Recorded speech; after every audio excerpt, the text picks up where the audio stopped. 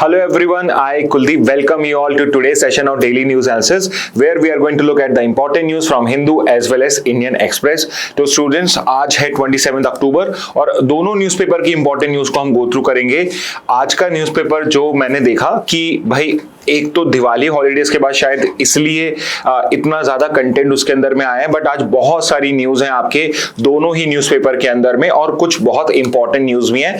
तो what we have done is कि जो भी इंपॉर्टेंट न्यूज हैं जो क्लैट में सल आ सकती हैं, एलेट में सल वन लाइनर आ सकते हैं, उनको हम यहाँ पे कवर कर रहे हैं। ठीक है, एक अच्छी चीज ये रहती है इस न्यूज एनालिसिस में कि इंडियन एक्सप्रेस में बहुत सारे वन लाइनर्स और हिंदू के अंदर में वन लाइनर्स आ जाते हैं जो हमारे एलेट के लिए इंपॉर्टेंट होते हैं, जो अदरवाइज न्यूज एनालिसिस में मिस हो जाते हैं। बट यहां पे हम ट्राई कर रहे हैं कि आपके इसी न्यूज एनालिसिस में दोनों का जो करंट अफेयर्स है वो प्रिपेयर हो जाए और दो न्यूज़पेपर से हो। ओके, तो स्टार्ट करते हैं with the first news and the first news is again important. अभी इसमें सिर्फ अब एक चीज बाद में मैं एडिशन कराऊंगा विच इज जो आपकी 47th आसियान समिट चल रही है उसका डिक्लेरेशन या उसका जो आउटकम होगा, उसमें जो भी डिक्लेरेशन साइन होता है उसका नाम क्या है। पॉसिबली कुआलालंपुर में हो रही है तो वही उस डिक्लेरेशन का नाम होगा, बट अगर कुछ और नाम होता है तो हम उस पर्टिकुलर नाम को, उस पर्टिकुलर आउटकम को और उसके आउटकम्स क्या हैं उनको भी एक बार का कवर कर लेंगे जब ये पूरा आसियान का 47 समिट कंप्लीट हो जाता है। Again that is important for us because आज से 2 साल पहले 3 साल पहले जब आपकी ब्रिक्स समिट हुई थी तो उस साल ब्रिक्स के आउटकम का क्वेश्चन आपके क्लैट में आया था। तो which of the following is an outcome or is not an outcome of BRICS or is an outcome or not an outcome of the ASEAN summit. तो ये क्वेश्चन क्या है आपसे पूछे जा सकते हैं। ओके, एंड हमने कुछ दिन पहले इसमें ये वाली चीज कवर करी थी कि आपका जो ये आसियान समिट है, 47th आसियान समिट है आपका, ये इसमें जो इंडियन प्राइम मिनिस्टर है वो जाने से उन्होंने मना कर दिया था और वो वर्चुअली इसके अंदर में पार्टिसिपेशन कर रहे हैं। और कल जो पर्टिकुलर दिन था उस दिन आपके प्राइम मिनिस्टर मोदी ने वर्चुअली इसको यहाँ पे वर्चुअली वहां पे बेसिकली अपनी प्रेजेंस वहां पे दिखाई। ओके, तो उस पर्टिकुलर कंटेक्स्ट के अंदर में हम आसियान इंडिया आसियान रिलेशंस और 47th आसियान को थोड़ा ब्रीफ में और कर लेते हैं। Okay, although I am sure आपको जो एटलीस्ट जिन्होंने प्रिपरेशन अच्छी कर रखी है उन्होंने basics of ASEAN India ASEAN ये सब कर लिया होगा। ओके, फिर भी what all are the types of question, what all are the important information जो आपको आसियान में करनी है, तो आपके स्क्रीन पे वो लिखी हुई है। फॉर एग्जांपल कि आपसे पूछा जा सकता है कि आसियान का फॉर्मेशन किस पर्टिकुलर साल में हुआ था, तो डेट तो शायद फिर भी ना पूछें बट ईयर आपसे पूछ सकते हैं। और दूसरा इंपॉर्टेंट चीज जो आपसे पूछ सकते हैं वो है किस पर्टिकुलर डॉक्यूमेंट या डिक्लेरेशन के थ्रू, कौन सा वो पर्टिकुलर डॉक्यूमेंट था जिससे आसियान को एस्टेब्लिश किया गया था। तो वो डॉक्यूमेंट था आपका Bangkok declaration. Okay, Bangkok declaration, और यूजुअली जहां पे डिक्लेरेशन साइन होता है वहीं उसका हेडक्वार्टर बन जाता है, बट आसियान के केस में ऐसा नहीं है। तो ये भी आपके लिए इंपॉर्टेंट हो जाएगा कि इसका जो फॉर्मेशन है वो तो बैंकॉक डिक्लेरेशन के थ्रू हुआ था 1967 के अंदर में, बट इसका हेडक्वार्टर कहां पे है? It is in Jakarta, Indonesia. Okay, and इस बार की समिट जो है वो इंपॉर्टेंट इसलिए भी है बिकॉज सिंस 1990s यानी करीब 35 या 40 इयर्स के बाद, 35 से 40 इयर्स के बाद में आपका जो आसियान है इसका एक्सपेंशन हो रहा है। इसके पिछले जब से इसका फॉर्मेशन हुआ है 67 से अब तक में इसके 10 से ज्यादा मेंबर्स कभी भी नहीं थे, मैक्सिमम 10 मेंबर्स थे। But this particular meeting is special, 47th ASEAN summit is important because for a change after so many years इसके अंदर में अब एक 11th मेंबर ऐड हो चुका है। और ये स्पेशल इसलिए भी है कि अगर हम मैप पे साउथ ईस्ट एशिया को देखते हैं, ASEAN association of south east Asian nation, इस पर्टिकुलर साउथ ईस्ट एशियन की ज्योग्राफी के अंदर में सिर्फ एक ही ऐसी कंट्री थी जो इसके अंदर में या आसियान का पार्ट नहीं था, और वो कंट्री भी अब क्या हो चुकी है, वो इसका पर्टिकुलर मेंबर बन चुका है।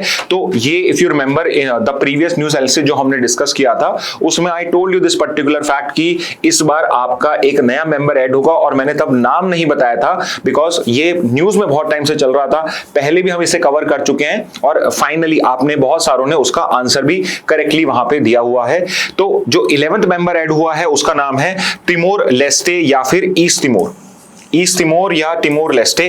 तो ये एक बहुत इंपॉर्टेंट आपका वन लाइनर है। बहुत हाई चांसेस हैं क्लैट या एलेट में एक जगह ये पर्टिकुलर क्वेश्चन बिल्कुल आपसे पूछा जा सकता है। ओके तो टिमोर लेस्टे ईस्ट तिमोर जो है ये 11th मेंबर हो चुका है। सो व्हाट एक होमवर्क मैं आपको देता हूं कि द होमवर्क इज सिंपली कि जो ईस्ट तिमोर है, ईस्ट तिमोर का जो बेसिक होता है कि उसके अंदर में प्रेसिडेंट कौन है, उसके अंदर में प्राइम मिनिस्टर कौन है, if there is a president और अ प्राइम मिनिस्टर, और लेट्स से कि इसका हिस्ट्री क्या रहा है। हिस्ट्री से मतलब ये नहीं है कि ये आपका एंशिएंट टाइम्स में यहाँ पे क्या था, मेडिवल पीरियड में क्या था।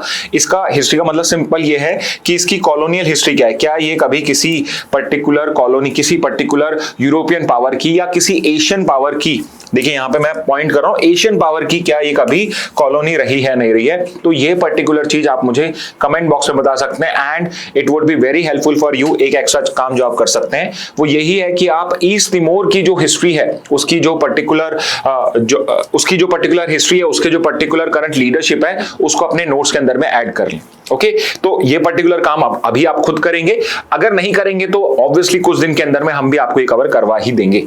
ओके तो इसके अलावा 11 मेंबर्स हैं आसियान, बिकॉज इतना इंपॉर्टेंट हमारे लिए भी एक रीजनल ब्लॉक है, ट्रेड ब्लॉक है, इसलिए जो इसके 11 मेंबर्स हैं वो 11 के 11 मेंबर्स आपको पता होने चाहिए और इसके जो ओरिजिनल मेंबर्स हैं आपके वो भी आपको पता होने चाहिए।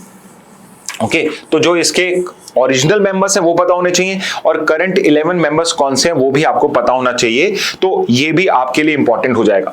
तो आसियान को आपको इंपॉर्टेंस देनी है क्योंकि हर साल इंटरनेशनल ऑर्गेनाइजेशन का क्वेश्चन आता है। लास्ट ईयर आपका ब्रिक्स पे आया था, तो इस साल चांसेस हैं कि वो एससीओ के ऊपर पे या आपके आसियान के ऊपर पे या इसी टाइप के नेटो के ऊपर पे, इस टाइप के जो इंटरनेशनल ऑर्गेनाइजेशन होते हैं और सारी यूएन ऑर्गेनाइजेशन तो है ही, वर्ल्ड बैंक, IMF, इन पे कहीं ना कहीं आपका एक पर्टिकुलर पैसेज या 5 क्वेश्चन 6 क्वेश्चन उसमें आ सकते हैं। और अदरवाइज एलेट के अंदर में भी 1 से 2 क्वेश्चन आपके international affairs, international organisation relate करता है, तो उसके लिए भी आपके लिए बहुत हेल्पफुल रहेगा। ओके तो आसियान हो गया, आपका बिम्स्टेक हो गया, ये भी 1-2 इंपॉर्टेंट आपके बॉडीज हैं। ओके इसके बाद इंडिया आसियान रिलेशंस हम पढ़ते हैं। तो एक तो आपको पता होना चाहिए कि इंडिया जो है आसियान को प्रोमिनेंस या इंपॉर्टेंस अपनी किस पॉलिसी के अंदर में देता है। ओके तो इंडिया की एक पॉलिसी है, India act east policy.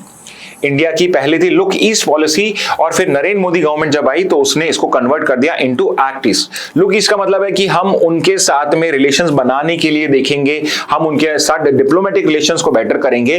But act east policy का मतलब यहाँ पे ये है कि हम सिर्फ वहां पे डिप्लोमेटिक रिलेशंस नहीं बनाएंगे, हम वहां पे economic and trade relation, defence relation, strategic relationship establish करेंगे। ओके तो यहाँ पे ये चीज लिखी हुई, strategic importance, cultural, economy, geopolitically, इस तरीके से हम उनके साथ में रिलेशंस बनाएंगे। ओके नाउ आसियान इंपॉर्टेंट इसलिए है बिकॉज आसियान जो है अदरवाइज बहुत छोटी छोटी कंट्रीज का एक ग्रुप है।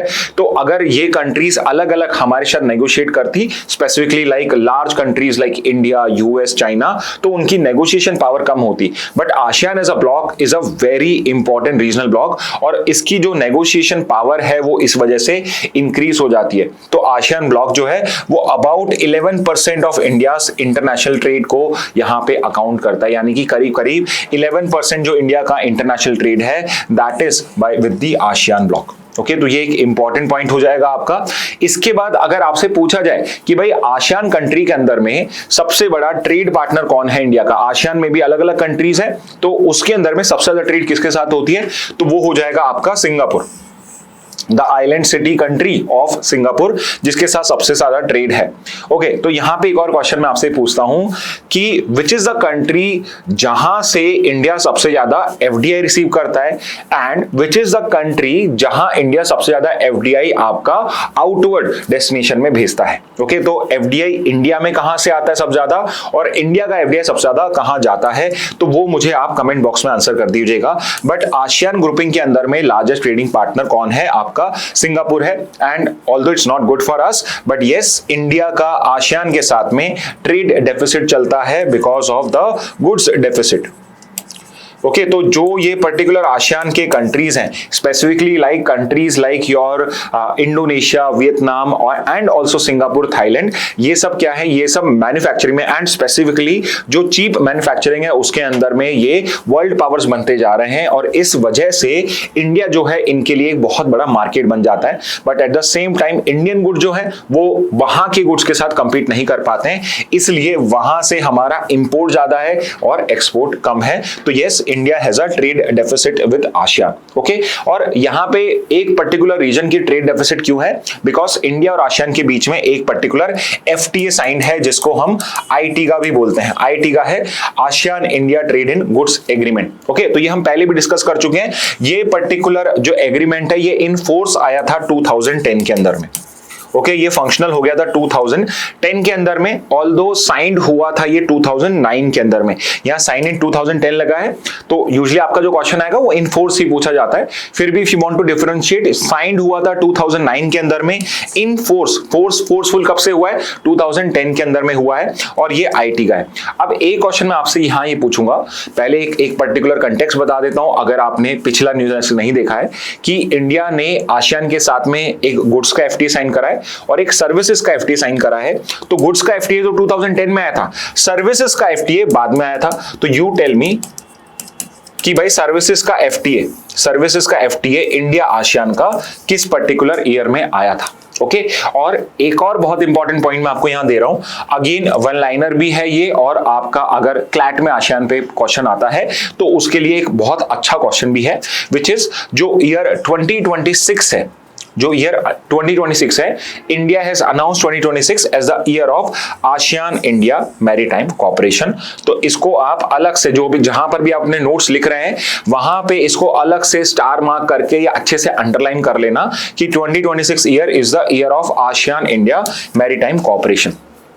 ठीक है, तो ये इंडिया आसियान रिलेशंस हो गया आपका। आसियान, अगेन मैं रिपीट कर रहा हूं, it's an important topic for us, because एक तो आसियान अदरवाइज भी इंपॉर्टेंट है, और इस बार की जो समिट है उसमें कुछ बहुत इंपॉर्टेंट आपके चेंजेस हुए, specifically addition of a new member, जो बहुत सालों बाद में आपका यहाँ पे एक एडिशन हुआ है। और यहाँ पे पूरा जो साउथ ईस्ट एशिया है आपका, जो ज्योग्राफिकल साउथ ईस्ट एशिया है, पूरा का पूरा अब आसियान का मेंबर है। तो इसलिए ये पर्टिकुलर समिट इंपॉर्टेंट है।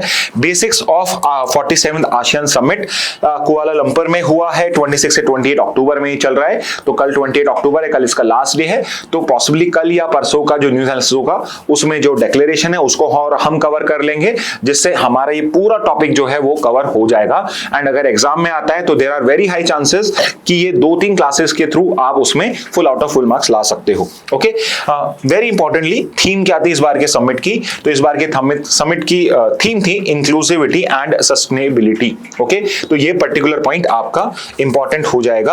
और नेक्स्ट जो पर्टिकुलर आसियान का साइकिल है, हर साल नया चेयरमैन बनता है इसमें, इनमें से एक मेंबर नेक्स्ट ईयर के लिए चेयर करता है आसियान ग्रुप को। तो इस साल मलेशिया का कुआलालंपुर में हुआ, नेक्स्ट ईयर जो है इसकी जो चेयरमैनशिप है वो फिलीपींस को दे दी गई। तो 2026 ऑनवर्ड्स फिलीपींस, 2026 के लिए Philippines going to be the chair of this particular 48 ASEAN summit. Okay, तो ये सारे इंपॉर्टेंट पॉइंट है regarding ASEAN, India ASEAN and the 47th ASEAN summit. Okay, तो अगर आपने पिछली बार भी कवर करा है तो भी आज हम कुछ नए एडिशंस कर रहे हैं। तो जहां भी आपने आसियान के नोट्स बनाए उसमें इन पॉइंट्स को भी आप ऐड कर सकते हैं। एंड अगेन स्पेस अभी भी छोड़ के रखना, बिकॉज 47th आसियान समिट का आउटकम क्या रहता है वो भी आपको पता होना चाहिए। जरूरी नहीं है कि आपको वो रटा हुआ हो, but at least statement based question आए तो you should be prepared enough to basically eliminate the option and to come out at the correct answer. Okay, तो इतना आपको करना जरूरी है। नेक्स्ट पे आते हैं। नेक्स्ट आपका एक टॉपिक है जो एनवायरनमेंट से रिलेटेड है एंड अदरवाइज ये नेशनली भी इंपॉर्टेंट टॉपिक है। एंड द टॉपिक इज कि आंध्र प्रदेश के अंदर में यहाँ पे कुछ स्टेट्स, कुछ पर्टिकुलर डिस्ट्रिक्ट के अंदर में आपका रेड अलर्ट और ऑरेंज अलर्ट यहाँ पे इशू करा है बाय IMD। ओके, क्यों करा गया? बिकॉज वहां पे एक साइक्लोन जो है वो बहुत जल्दी लैंडफॉल कर सकता है। ओके, तो बिकॉज हम हमारा क्लैट का प्रीवियस ईयर पैटर्न देखते हैं तो उसके अंदर में जो बेसिक जियोग्राफिकल फिनोमिनास होते हैं या हिस्ट्री के जैसे पर्टिकुलर आपके कुछ इवेंट्स होते हैं वो सब भी आपके एग्जाम में पूछे जाते हैं। ओके, तो it becomes important for us कि हम करंट अफेयर्स को स्टैटिक से कनेक्ट करके उन टॉपिक्स को होलिस्टिकली कवर करें। ओके, तो फॉर एग्जांपल कि आंध्र प्रदेश में जो पर्टिकुलर साइक्लोन आपका लैंडफॉल करने वाला है उसका नाम क्या है? ओके, तो पहला डायरेक्ट क्वेश्चन यही बनता है कि which was the cyclone which recently hit Andhra Pradesh in October of 2025। तो ये डायरेक्टली आपका क्वेश्चन आ सकता है। तो उसका नाम है साइक्लोन मोथा। ठीक है, मोन्था, MONTHA, मोन्था करके साइक्लोन का नाम है। ओके, और यहां पे पर्टिकुलरली ये लैंडफॉल इंडिया में कर रहा है, तो it is going to be the states of Andhra Pradesh, आपका उड़ीसा, जहां पे इसका पर्टिकुलर इंपैक्ट देखा जा सकता है। सबसे ज्यादा इसका जो इंपैक्ट होगा वो आंध्र प्रदेश में होगा। And you should know this कि क्लाइमेट चेंज को टैकल करना क्यों इंपॉर्टेंट है। बिकॉज ऑफ क्लाइमेट चेंज आपके जो इंटेंसिटी ऑफ साइक्लोन्स है एंड जो मैग्नीट्यूड ऑफ साइक्लोन्स है आपका, ये दोनों इंक्रीज हो रहा है। तो नंबर ऑफ टाइम्स भी इंक्रीज हो रहा है और उनकी जो पर्टिकुलर पावर है, उनका जो डिस्ट्रक्शन का पावर है वो भी इंक्रीज हो रहा है। तो इसलिए भी हमें उसको कंट्रोल करना इंपॉर्टेंट है। तो IMD ने क्या करा है, यहाँ पे रेड और ऑरेंज अलर्ट यहाँ पे इशू करा है। अब देखिए, मैं आपको अलग से भी बताऊंगा कि भाई IMD इज वन जो यहाँ पे वार्निंग सिस्टम का काम करती है, अलर्ट सिस्टम बेसिकली IMD का जॉब है यहाँ पे। बट अगर ये सेंटेंस भी आप देख रहे हो तो इससे भी आप इसको डिराइव कर सकते हो। तो सिर्फ रटने पे मत रखो, हमेशा उसको समझने की कोशिश करो कि भाई अगर आपसे पूछ लिया जाए कि भाई यहाँ पे अलर्ट इशू कौन करता है, वार्निंग जो पर्टिकुलर जॉब है वार्निंग करने का साइक्लोन्स में, वो किसका काम है, तो वो IMD का काम है यहाँ पे। ओके, तो यहां पे आंध्रा के अंदर में IMD ने अनाउंस करा है। जो साइक्लोन मोथा है, आपकी डिफरेंट कैटेगरीज होती हैं साइक्लोन्स की, डिपेंडिंग ऑन कि उसमें जो विंड स्पीड है वो कितनी फास्ट है, तो उसके अकॉर्डिंगली करंटली जो साइक्लोन मोथा है, ये सीवियर साइक्लोन स्टॉर्म कैटेगरी में है। ओके, तो यहां पे जब इस नोट्स को आप लिखो, इस पे आप क्वेश्चन मार्क लगा के रखना। क्यों? क्योंकि जब ये लैंडफॉल होगा उस टाइम में हो सकता है या तो ये आपका डिसिपेट हो जाए, उसमें कमजोर हो जाए, या फिर ये इसकी इंटेंसिटी और इंक्रीज हो जाए, तो इसकी जो कैटेगराइजेशन है वो अलग हो जाएगी। ठीक है, तो कौन कौन से टाइप के होते हैं डिपेंडिंग ऑन विंड स्पीड, उसको भी हम कवर करेंगे। ठीक है, सो लाइक आई सेड कि हमें करंट के टॉपिक को आपके स्टैटिक से कनेक्ट करना होता है। तो साइक्लोन बिकॉज एक इंपॉर्टेंट एनवायरमेंटल या क्लाइमेटिक फिनोमिना है, वेदर फिनोमिना है, तो उसका जो बेसिक होता है वो आपको पता होना चाहिए। फॉर एग्जाम्पल कि साइक्लोन का फॉर्मेशन और डेवलपमेंट कैसे होता है, what are the required conditions for creation of a cyclone. तो सबसे पहले आपको ये समझना है, साइक्लोन बेसिकली क्रिएट होता है जब आपके अर्थ के सरफेस पे कहीं पर भी आपके ओशंस के ऊपर पे आपका प्रेशर डिफरेंशियल बहुत ज्यादा हो जाता है, विच इज कि कहीं जगह पे let's say because of heat वहां पे एक लो प्रेशर एरिया क्रिएट हो जाता है, जिसको हम डिप्रेशन भी कहते हैं। ओके, जो लो प्रेशर इज बेसिकली, अगर आप लो फील कर रहे हो, आप डिप्रेस्ड हो, तो यही टर्मिनोलॉजी हम वहां भी यूज करते हैं कि अगर कहीं पे बहुत ज्यादा गर्मी पड़ रही है, जो एयर होती है वो राइज अप होती है और वहां पे एक वैक्यूम क्रिएट हो जाता है। और जब वहां वैक्यूम क्रिएट होता है तो एक नेचर होता है विंड का। नेचर क्या होता है विंड का, कि विंड जो होती है वो हाई प्रेशर से लो प्रेशर पे मूव करती है।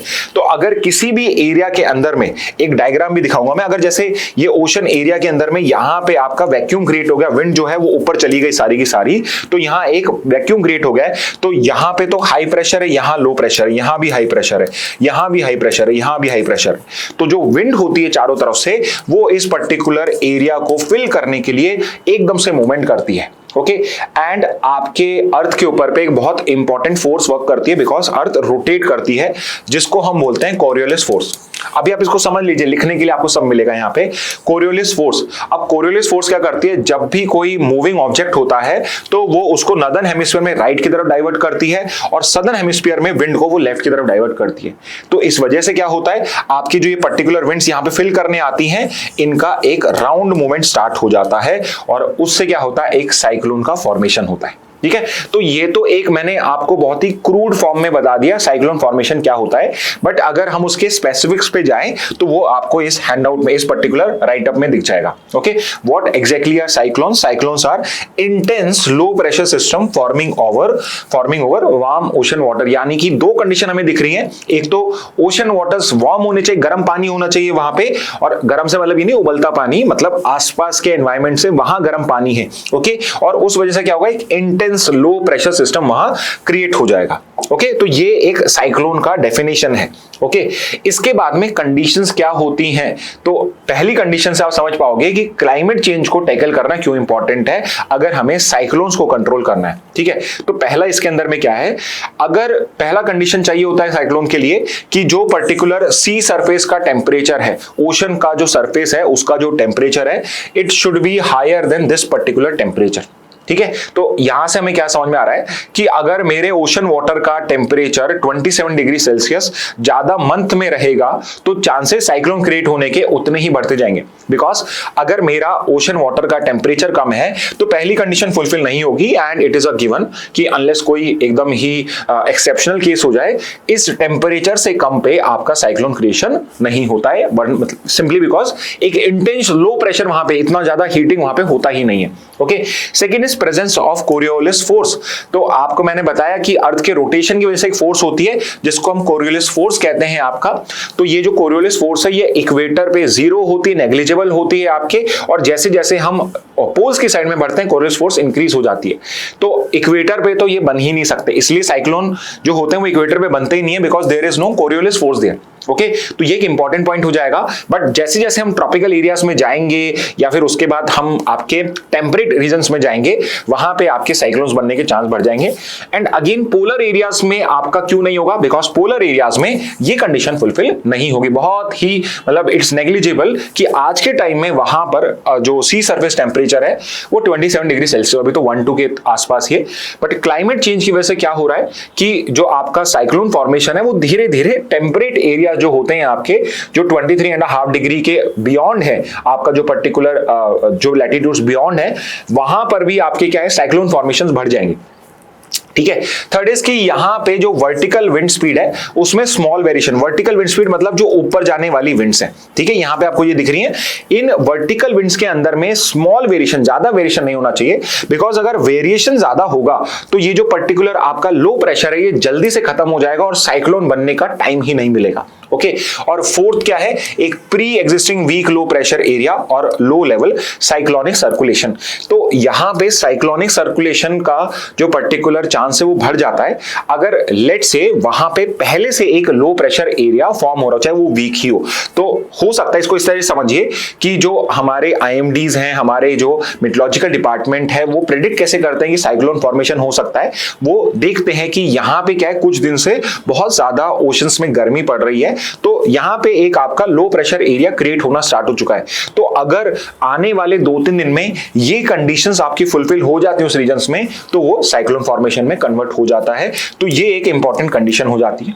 एंड फिफ्थ, जो इतना इस पे पॉइंट आउट नहीं किया जाता है but that is also an important condition, कि ऊपर एक अपर डाइवर्जेंस होना चाहिए। अपर डाइवर्जेंस का मतलब क्या है कि देखिए यहां पे आप समझिए कि जब ये पर्टिकुलर यहां पे लो प्रेशर एरिया बन रहा है तो ये विंड ऊपर जाएगी। ओके, पर ये ऊपर जाएगी और अगर ये स्ट्रेट गई, अगर ये डाइवर्जेंस नहीं होगी, ये घूमेगी नहीं, तो ये विंड ऊपर जाएगी, ठंडी हो जाएगी और ये वापस नीचे आ जाएगी।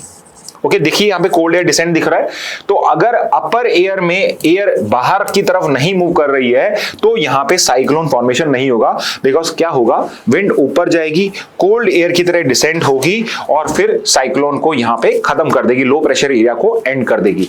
एंड ये बहुत कॉमन है, इसीलिए साइक्लोन ऐसा नहीं होता कि रोज आ रहे हैं, बिकॉज यूजली विंड ऊपर जाती है, ऊपर कोई अपर एयर डाइवर्जेंस नहीं होता है, तो कोल्ड एयर वापस नीचे आ जाती है और उस लो प्रेशर को वहीं पे एंड कर देती है। ओके, बट अगर ये चारों पांचों कंडीशंस, चारों पांचों में पहली 3 ज्यादा इंपॉर्टेंट हैं आपकी, फर्स्ट, सेकंड और थर्ड, और ये फिफ्थ वाली भी एक्चुअली 5 ही मान लो, ये पर्टिकुलर कंडीशंस अगर फुलफिल हो जाती हैं तो फिर आपका साइक्लोन फॉर्मेशन यहां पे हो जाता है। ओके, तो सिमिलरली जो साइक्लोन मोता है वो भी इसी तरीके से फॉर्मेशन हुआ है। ओके, आई होप आपको ये चीज क्लियर हो गई होगी।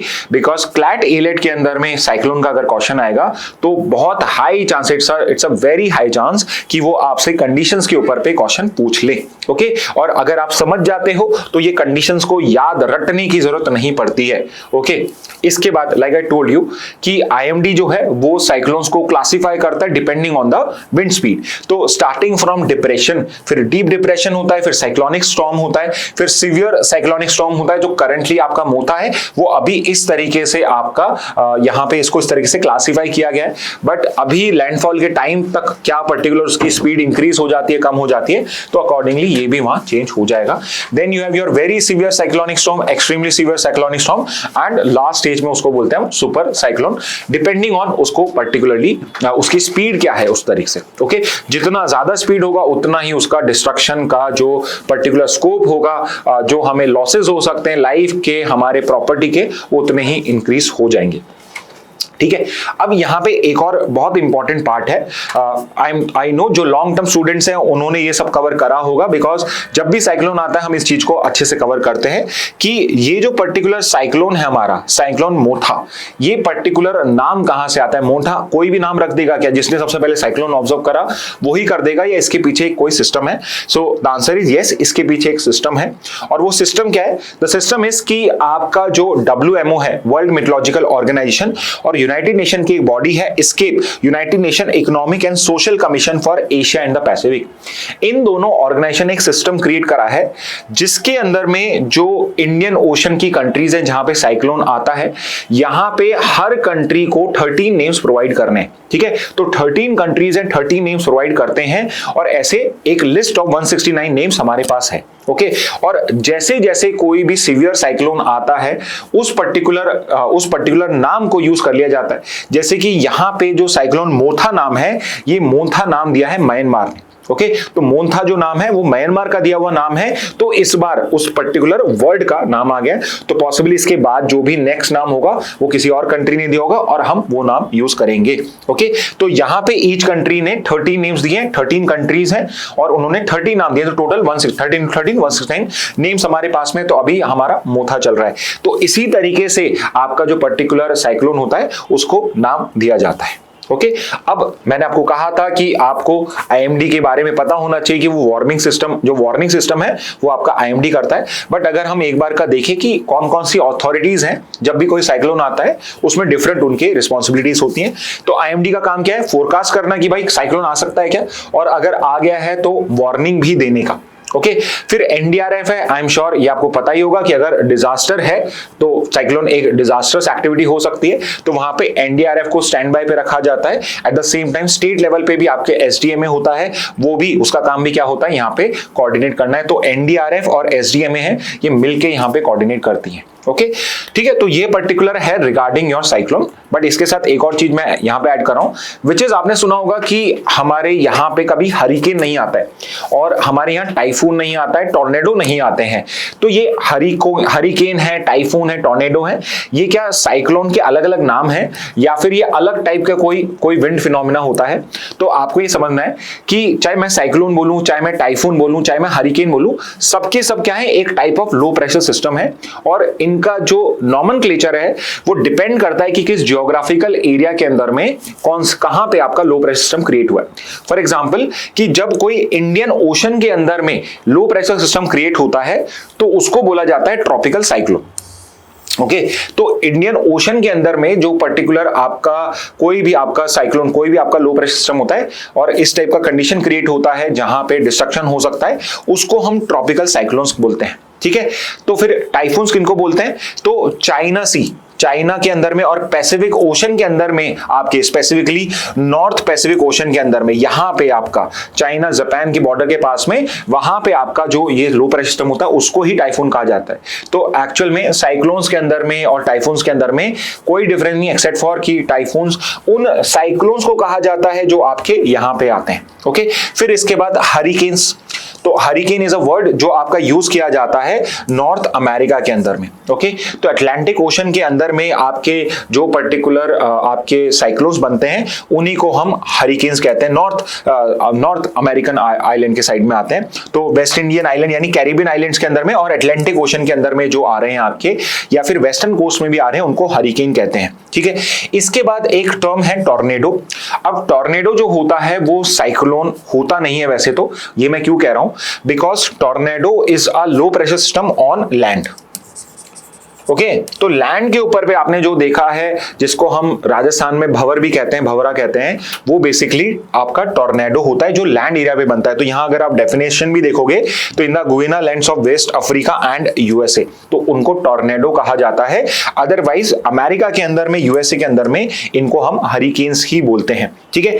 इसके बाद जो ट्रॉपिकल साइक्लोन है आपके, जो ऑस्ट्रेलिया के, बिकॉज ऑस्ट्रेलिया के आसपास भी इंडियन ओशन ही है, ऑस्ट्रेलिया के अंदर में उसको लोकली कहा जाता है willy willies, willy willies in the north west Australia. तो नॉर्थ वेस्ट ऑस्ट्रेलिया के अंदर में यहाँ पे आपके साइक्लोन्स आते हैं उनको लोकली विली विली कहा जाता है, और इंडियन ओशन में जो आता है उसको ऑब्वियसली हम ट्रॉपिकल साइक्लोन्स भी कहते हैं। ओके, तो ये एक टर्मिनोलॉजी है आपके डिफरेंट ट्रॉपिकल साइक्लोन्स के, विच सिंपली मींस कि इनमें कोई डिफरेंस नहीं होता है, ये सिर्फ किस रीजन में है अकॉर्डिंगली वहां के लोगों ने उनका एक लोकल नेम दिया हुआ है, बट ये एक्चुअल में सब क्या है, ये सब लो प्रेशर सिस्टम होते हैं। ओके, तो ये था आपका with regard to your cyclones. तो cyclone is an important topic. I hope इसके बाद आपको साइक्लोन के लिए अलग से कुछ और पढ़ने की रिक्वायरमेंट नहीं होगी। ओके, नेक्स्ट पे आते हैं। नेक्स्ट है कि यहाँ पे आपके सेंटर ने स्टेट्स को एक पर्टिकुलर यहाँ पे गाइडेंस दिया है, गाइडलाइंस दी है कि आप प्रिपेयर करिए जनजातीय गौरव दिवस को, जो नवंबर 15 को होता है। ठीक है, तो ये एक इंपॉर्टेंट डे है। तो इंपॉर्टेंट डेज आपके एलेट के लिए तो इंपॉर्टेंट है ही, बट क्लैट के अंदर में भी ट्राइबल इश्यू के अंदर में जो पर्टिकुलर ये डे है, ये सबसे इंपॉर्टेंट डे है, बिकॉज ये इंडिया के अंदर में जो हमारी ट्राइबल डाइवर्सिटी है, हमारी जो ट्राइबल्स का कंट्रीब्यूशन है टू इंडिया, उसको यहाँ पे रिकॉग्नाइज करता है। At the same time it is a day to realise how important tribals are to us and why it is so important कि हमें उनके कल्चर को प्रोटेक्ट करना चाहिए, नहीं तो हमारा जो एक बहुत इंपॉर्टेंट कल्चरल हेरिटेज है वो एंड हो सकता है। तो इसी पर्टिकुलर पर्पस के लिए इन द ईयर 2021 हमने इनिशिएट करा है जनजातीय गौरव दिवस। ओके, जनजाति मतलब ट्राइबल्स के पर्टिकुलर गौरव के लिए ये पर्टिकुलर डे सेलिब्रेट किया जाता है। किस दिन किया जाता है? नवंबर 15 को किया जाता है। ठीक है, तो अब इसका हिस्ट्री ओरिजिन हमें वो पता होना चाहिए। तो ये बेसिकली कमेमोरेट करता है birth anniversary of Birsa Munda. Okay, तो बिरसा मुंडा जो थे वो एक पर्टिकुलर हमारे रेवोल्यूशनरी माने जाते हैं, फ्रीडम फाइटर माने जाते हैं, and he was one of the first person जिन्होंने यहाँ पे एक ट्राइबल मूवमेंट इनिशिएट करा था अगेंस्ट द ब्रिटिशर्स, और इसीलिए उनको रेवर्ड किया जाता है as a freedom fighter specifically by the tribal community. Tribal community उनको भगवान मानती है और उनको भगवान बिरसा मुंडा पर्टिकुलर उनको एक पर्टिकुलर टाइटल तक दिया हुआ है। ओके, तो गवर्नमेंट ऑफ इंडिया ने क्या करा है, नवंबर 15 को 2021 से जनजातीय गौरव दिवस के रूप में सेलिब्रेट करना स्टार्ट कर दिया है। जो पहला हुआ था वो भोपाल के अंदर में, इस बार का जो है वो आपका हर पर्टिकुलर स्टेट में, हर पर्टिकुलर डिस्ट्रिक्ट में मनाया जाएगा। पहला भोपाल में किया गया था, और इस वाला जो फिफ्थ वाला है, अब ये फिफ्थ वाला है, और इसको हर पर्टिकुलर डिस्ट्रिक्ट में, स्टेट में किया जाएगा। बट अगर एक पर्टिकुलर जगह हमें बोलनी हो तो मेन सेलिब्रेशन इस बार दिल्ली में ही होगा। ओके, एंड जो 2025 वाला ये इंपॉर्टेंट इसलिए बिकॉज जो 2025 एडिशन है ये 150th बर्थ एनिवर्सरी है बिरसा मुंडा की। ही was just 25 years old when he was hanged unto death by the Britishers. Okay, तो 1875 से 2025 में 150th एनिवर्सरी है, that's why also this becomes important. ठीक है, तो Birsa Munda born on November 15, 1875 in Jharkhand. Village का नाम मैंने हटा दिया है, सिर्फ स्टेट आपको पता होना चाहिए, झारखंड से ये रिलेट करते हैं। और इन्होंने जो मूवमेंट किया था ब्रिटिशर्स का, उसका नाम क्या था? तो लोकल टर्मिनोलॉजी में उसको बोलते हैं उलगुलन, और इंग्लिश में उसको बोलेंगे द ग्रेट टमल्ट। ओके, तो ये एक ऐसा बड़ा मूवमेंट था जिसमें पहली बार ब्रिटिशर्स फेल्ट कि it is important to control tribal movements also. तो इसलिए ये जो ग्रेट टमल्ट या उलगुलन है ये बहुत इंपॉर्टेंट है, बिकॉज इस पर्टिकुलर मूवमेंट के बाद में ब्रिटिशर्स ने कुछ ऐसे लॉस फॉर्म करे थे जिसमें वो जो ट्राइबल राइट्स होते हैं उनको प्रोटेक्ट करने के लिए उनको लेजिस्लेट करना पड़ा था। Okay, so this is regarding Birsa Munda. इसके अलावा एक स्कीम है जो आपको पता होनी चाहिए, जो हमारे सबसे ज्यादा वल्नरेबल ट्राइबल ग्रुप्स हैं जिनको हम पीवीटीजी कैटेगरी में पुट करते हैं, और इंडिया में करंटली कितने, आप ही बता दीजिए, ये आपका होमवर्क हो गया, आप कमेंट बॉक्स में बताइए मुझे इंडिया के अंदर में कितने पीवीटीजीज रिकॉग्नाइज्ड हैं। आई होप, हाँ यहाँ लिखा हुआ नहीं है, तो इंडिया ने एक specific number of PVTGs recognise करे हुए हैं। I am sure most of you would be able to answer. तो उनको प्रोटेक्ट करने के लिए यहाँ पे हमने एक स्कीम लॉन्च करी जिसका नाम है पीएम जनमान, प्रधानमंत्री जनजाति आदिवासी न्याय महाअभियान। तो पीवीटीजीज के डेवलपमेंट के लिए उनको बेसिक फैसिलिटीज प्रोवाइड करने के लिए हमने ये पर्टिकुलर स्कीम लॉन्च करी है। तो जब भी आप जनजाति गौरव दिवस को प्रिपेयर करें, साथ में पीएम जनमान स्कीम जो है इसको भी आप उसके साथ में राइट डाउन कर सकते हैं। ओके, नेक्स्ट टॉपिक पे आते हैं। नेक्स्ट टॉपिक जो है मैंने एक पर्टिकुलर एडिटोरियल लिया है। इन केस आपके पास में हिंदू न्यूज़पेपर आता है, please take out some time to read this particular article, because ये आर्टिकल आया है आपके on the contours of constitutional morality. Contour का मतलब होता है बाउंड्री। बाउंड्री क्या है? कॉन्स्टिट्यूशनल मोरालिटी की। ओके, और यहाँ पे आपके ये मद्रास हाई कोर्ट के जज हैं, करंट जज है मद्रास हाई कोर्ट के, और उनका आर्टिकल आया जस्टिस एन आनंद वेंकटेश का, और इन्होंने बहुत ब्यूटीफुली कॉन्स्टिट्यूशनल मोरालिटी क्या होती है, इंडिया में पहले इंटरनेशनली कैसे इवॉल्व हुई, इंडिया में कैसे हुई, आपके कॉन्स्टिट्यूशनल मोरालिटी और पब्लिक मोरालिटी में क्या डिफरेंस होता है, लॉ और मोरालिटी के अंदर में क्या डिफरेंस है, और इससे हम कंटेम्पररी क्या पर्टिकुलर रेलिवेंस इसकी निकाल सकते हैं। इन सब को क्वेश्चंस को लेके ये बहुत ही अच्छा आर्टिकल आया है। तो ये पर्टिकुलर आर्टिकल मैंने आपके लिए समराइज करा है, but still it would be beneficial for you अगर आप खुद से इसको पढ़ते हैं। ओके, तो let's start with this constitutional morality. Okay, तो कॉन्स्टिट्यूशनल मोरालिटी को समझने से पहले आपको मोरालिटी क्या होता है वो समझना पड़ेगा। ओके, तो मोरालिटी जो हम मॉरल्स की जो हम बात करते हैं, पहली चीज तो आपको ये समझनी है कि मोरालिटी जो होती है या मॉरल्स जो होते हैं ये इंडिविजुअलिस्टिक होते हैं। ये इंडिविजुअलिस्टिक होते हैं, इसका मतलब हर इंडिविजुअल के हिसाब से ये चेंज हो सकते हैं।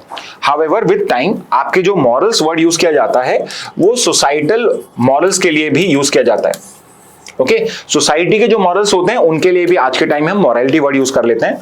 However the correct word should have been the ethics of a particular society. Society के एथिक्स होते हैं, ग्रुप्स के एथिक्स होते हैं और इंडिविजुअल के मॉरल्स होते हैं। बट आज के टाइम में आपको मोरालिटी वर्ड पढ़े तो यहाँ पे जो सोसाइटी होती है उसको भी मॉरल्स कह दिया जाता है। ओके, तो यहाँ पे जो मॉरल्स होते हैं वो इंडिविजुअलिस्टिक होते हैं या सोसाइटल भी हो सकते हैं। और होते क्या है मॉरल्स? तो morals are basically the code of conduct या principles which allow a person to differentiate between right and wrong.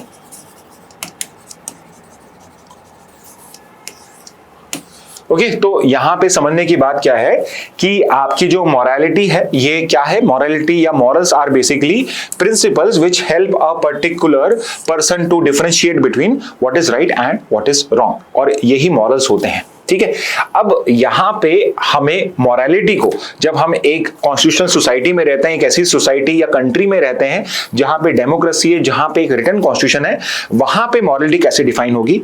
तो यहां पे जो पर्टिकुलर जज हैं ये भी हमें बता रहे हैं कि इन अ कंट्री जहां पे कॉन्स्टिट्यूशन एग्जिस्ट करता है वहां पे मोरालिटी जो होती है, वो मोरालिटी जो होती है स्पेसिफिकली जब हम पब्लिक स्फीयर की बात करते हैं, पब्लिक डीलिंग्स की बात करते हैं, तो वो इंडिविजुअलिस्टिक या सोसाइटल नहीं हो सकती है। There the public has to follow constitutional morality, specifically the government and the officials। तो अगर मैं पब्लिक डीलिंग की बात करता हूं, पब्लिक की बात करता हूं, तो इंडिया जैसी कंट्री में जहां पे एक रिटन कॉन्स्टिट्यूशन है वहां पे हम इंडिविजुअलिस्टिक या सोसाइटल मोरालिटी के बेसिस पे जज नहीं करते हैं, बट हम जज करते हैं on the basis of constitutional morality. तो जैसे मैंने बोला कि मोरालिटी इज बेसिकली वो प्रिंसिपल्स जो हमें राइट और रॉन्ग में डिफरेंशिएट करने में हेल्प करते हैं, या फिर these are principle which would help us to become a good person. Okay, अब गुड पर्सन की डेफिनेशन क्या है वो हर पर्सन की डिफरेंट हो सकती है, बट एक बेसिक जो अंडरस्टैंडिंग है मोरालिटी की वो यही है कि ये वो प्रिंसिपल्स हैं जो हमें सही और गलत में फर्क करना सिखाते हैं। ठीक है, लेकिन जब हम पब्लिक डीलिंग्स की बात करते हैं, जब हम गवर्नमेंट की बात करते हैं, गवर्नमेंट के अंदर में आपका सिर्फ गवर्नमेंट ही नहीं, लेजिस्लेचर भी आ गया, जुडिशरी भी आ गया, उसके सारे ऑफिशियल्स भी आ गए, उसके सारे ऑर्गन्स भी आ गए, और जो कोई भी पब्लिक डीलिंग हो रही है उसमें सब कुछ इसके अंदर में आ जाएगा। तो एक कॉन्स्टिट्यूशनल सोसाइटी के अंदर में हम मोरालिटी को कैसे डिफाइन करेंगे? तो हम उसको डिफाइन या डिराइव करेंगे फ्रॉम द कॉन्स्टिट्यूशन। इसलिए it becomes important to understand what is constitutional morality. So constitutional morality refers to the core principles, values and spirit of the constitution beyond its mere text. तो जब मैं कह रहा हूं कि India के अंदर में हमें कॉन्स्टिट्यूशनल मोरालिटी को इंप्लीमेंट करना है, इसका मतलब ये नहीं है कि जो हमारे कॉन्स्टिट्यूशन में लिखा है हमें उसे फॉलो करना है। ओके, सिर्फ इतना ही नहीं है, बट इसका मतलब यह है कि उसके जो बैकग्राउंड के, उसके कंटेक्स्ट की जो वैल्यूज हैं, प्रिंसिपल्स हैं, उसकी जो स्पिरिट है, हमें उसको अपहोल्ड करना है। ओके, जैसे फॉर एग्जांपल कि हमारे कॉन्स्टिट्यूशन के अंदर में प्रिवेसी मेंशन नहीं है, बट राइट टू प्रिवेसी को हमें यहाँ पे एक पर्टिकुलर, हम उसे कोर प्रिंसिपल या वैल्यू मान सकते हैं जो मेरे कॉन्स्टिट्यूशन से डिराइव करी जा सकती है। जैसे कि सुप्रीम कोर्ट ने राइट टू प्रिवेसी को डिराइव करा है फ्रॉम राइट टू लाइफ। तो यहाँ पे ऑल्दो वो टेक्स्ट में नहीं लिखा हुआ है, बट बिकॉज वो एक कोर प्रिंसिपल या वैल्यू है, तो कॉन्स्टिट्यूशनल मॉरलिटी वुड डिमांड कि इंडिया के अंदर में मैं उसको भी अपहोल्ड करूं। ओके तो यहां पे जो कॉन्स्टिट्यूशनल मोरालिटी की बाउंड्रीज हैं उसको लेके ये आर्टिकल दिया हुआ है। ओके तो यहां पे ये क्या कहता है, कॉन्स्टिट्यूशनल मोरालिटी रिक्वायर करती है कि जितने भी कॉन्स्टिट्यूशनल फंक्शनरीज हैं, कॉन्स्टिट्यूशन में जो ऑफिसर्स मेंशन्ड है, लॉ मेकर्स हैं, हमारा लेजिस्लेचर्स हैं, and also the citizens, because we are also subject of the constitution, हमें ही कॉन्स्टिट्यूशन यहां पे बेसिकली रेगुलेट करता है। तो सिटीजन्स को यहां पे जरूरी है कि वो एक्ट करें in accordance with the constitutional ideals. तो कॉन्स्टिट्यूशन के अंदर में जो आइडियल्स हैं, justice, liberty, equality, fraternity and what kind of country we want to create, उनको हमें यहां पे आपका अपहोल्ड करना है, उनको हमें यहां फॉलो करना है। तो यहां पे ये पॉइंट इंपॉर्टेंट किस लिए है, तो इंपॉर्टेंट ये इसलिए है बिकॉज सोसाइटी की मोरालिटी, स्पेसिफिकली अगर मैं इसको और भी ज्यादा ब्रॉडन आउट करूं, जैसे कि मैं कहूं राजस्थान की सोसाइटी, मैं कहूं तमिलनाडु की सोसाइटी, मैं कहूं हरियाणा के अंदर की सोसाइटी, उनकी मोरालिटी अलग हो सकती है। एग्जाम्पल के लिए कि वहां पे इंटरकास्ट मैरिज जो होती है, सोसाइटल मोरालिटी उसको अलाउ नहीं करती है, बट उसको कॉन्स्टिट्यूशनल मोरालिटी अलाउ करेगी। तो अगर ऐसा कोई क्वेश्चन आ जाता है जहां पे कोई खाप पंचायत है जो इस तरीके से किसी को शादी नहीं करना दे रही, या फिर वो वहां पे उनके अगेंस्ट में एक्शन ले रही है, तो कॉन्स्टिट्यूशनल मोरालिटी रिक्वायर करेगा कि एज अ सिटीजन हम उसको फॉलो ना करें, उस सोसाइटी की मोरालिटी को, और एज अ लॉ मेकर और as a government, as a constitutional functionary, हम यहां पे कॉन्स्टिट्यूशनल मोरालिटी को अपहोल्ड करें, ना कि सोसाइटल मोरालिटी को। यानी कि जो सिंपली ऐसे समझिए कि अगर कॉन्स्टिट्यूशनल मोरालिटी और सोसाइटल मोरालिटी या इंडिविजुअल मोरालिटी में कोई कंफ्लिक्ट होगा, so it is going to be the constitutional morality जिसको यहां पे प्राइमेसी मिलेगी। ओके तो ये इंपॉर्टेंट पॉइंट हो जाएगा। तो idea bridges morality and legality ensuring the governance aligns with ethical and democratic norms. यानी कि सिंपल ये समझिए कि कॉन्स्टिट्यूशनल मोरालिटी बेसिकली क्या करती है, लॉ को और मोरालिटी को एक साथ कर देता है, विच मींस किसी सोसाइटी की या इंडिविजुअल की morality should not be in conflict with the constitution, और अगर कंफ्लिक्ट में है तो उसको अपनी मोरालिटी चेंज करनी पड़ेगी to be in accordance with the constitution. Okay तो ये जो मैं आपको बता रहा हूं, this is what is written in this particular article. Okay इसके बाद जो आपके ये ऑथर हैं, जज हैं, ये हमें हिस्टोरिकल बैकग्राउंड बताते हैं कॉन्स्टिट्यूशनल मोरालिटी का। ओके तो सबसे पहले जो पर्टिकुलर ये कंसेप्ट आया था, ये आया था in the book of George Grote. George Grote की बुक है ये, हिस्ट्री ऑफ ग्रीस ऑफ 1846। तो आप देख सकते हैं कि कितनी पुरानी, particular first war of independence के टाइम की हमारी ये पर्टिकुलर एक बुक है वहां की, ग्रीस की, जिसने ये कॉन्स्टिट्यूशनल मोरालिटी को डिफाइन करा as a paramount reference for the forms of the constitution and obedience to authorities acting within those forms. Okay तो ग्रोट ने यहाँ पे डिफाइन किया है आपका कि किस तरीके से कॉन्स्टिट्यूशन मोरालिटी होता क्या है। ओके और बी आर अंबेडकर ने भी जब कॉन्स्टिट्यूशन असेंबली में आपके कॉन्स्टिट्यूशन मोरालिटी की बात करी है, तो उन्होंने ग्रोट के ही आइडिया को यहाँ पे इन्वोक करके यहाँ पे इसको पॉइंट आउट करा है कि why constitution morality is important. ठीक है, और यहां पे मैं आपको एक बहुत इंपॉर्टेंट एक जो स्टेटमेंट था अंबेडकर का या कोटेशन था वो बता रहा हूं, और इसको मैं आपको एक्सप्लेन करूंगा बिकॉज ये कोटेशन जो है ये रीजनिंग या इंग्लिश में आपके पास आ सकती है। The quotation is, Ambedkar want that democracy in India is only a top dressing on an undemocratic soil, highlighting the need for constant nurturing of constitutional ethics. यहां पे अंबेडकर ने क्या कहा था कि जब कॉन्स्टिट्यूशनल असेंबली में डिबेट चल रहा था रिगार्डिंग डेमोक्रेसी, तो उन्होंने ये चीज क्लियर कर दी थी इंडिया के लिए कि डेमोक्रेसी जो इंडिया है, इंडिया में डेमोक्रेसी है, ये सिर्फ एक टॉप ड्रेसिंग है। मतलब एक टाइप से हमने एक उसको एक पर्टिकुलर मुखौटा पहनाया हुआ है, अदरवाइज एक ऐसी सोसाइटी को जो अंदर से आपकी टोटली अनडेमोक्रेटिक, यानी सोल ऑफ इंडिया जो है वो अनडेमोक्रेटिक है। अब यहां पे इस लाइन का मतलब क्या होता है, तो पहली चीज तो आप ये समझिए कि यहां पे डेमोक्रेसी का मतलब है इक्वालिटी से। यहां पे जब B R Ambedkar is talking about democracy, is talking about equality, कि इंडियन सोसाइटी जो है वो सोशली एंड इकोनॉमिकली अनइक्वल है, it is unequal. There is inequality socially and economically. और यहां पे मैं डेमोक्रेसी किस लेवल पे दे रहा हूं, टॉप ड्रेसिंग ऑफ डेमोक्रेसी का मतलब है पॉलिटिकल डेमोक्रेसी, कि मैं यहां पे कह रहा हूं कि जो पर्टिकुलर कंट्री है इसमें depending on number of votes a person gets, accordingly उसको रिप्रेजेंटेशन मिलेगा। तो यहां पे पॉलिटिकली तो इक्वालिटी है, पॉलिटिकल डेमोक्रेसी तो है, बट सोशल और इकोनॉमिकल इक्वालिटी नहीं है। इसलिए जब हम कॉन्स्टिट्यूशन को पढ़ते हैं तो कॉन्स्टिट्यूशन में जो फंडामेंटल राइट्स हैं, डीपीएसपीज हैं, वो हमें सोशल और इकोनॉमिकल इक्वालिटी के लिए भी यहां पे पॉइंट आउट करता है, हमें उस तरफ में मूव करने के लिए डायरेक्शन देता है। ठीक है, तो this particular statement becomes important. और समझने में सिंपल सा समझना क्या है कि डेमोक्रेसी जो है वो टॉप ड्रेसिंग है on an otherwise undemocratic India. इसका मतलब क्या है, पॉलिटिकल डेमोक्रेसी जो है ये एक मुखौटा बन जाता है कि भाई यस हमारे देखिए इलेक्शंस के अंदर में हम सबको, जो दलित है, जो आपका शेड्यूल्ड ट्राइब्स है, ओबीसीज हैं, उनको भी हम यहाँ पे प्रॉपर रिप्रेजेंटेशन देते हैं।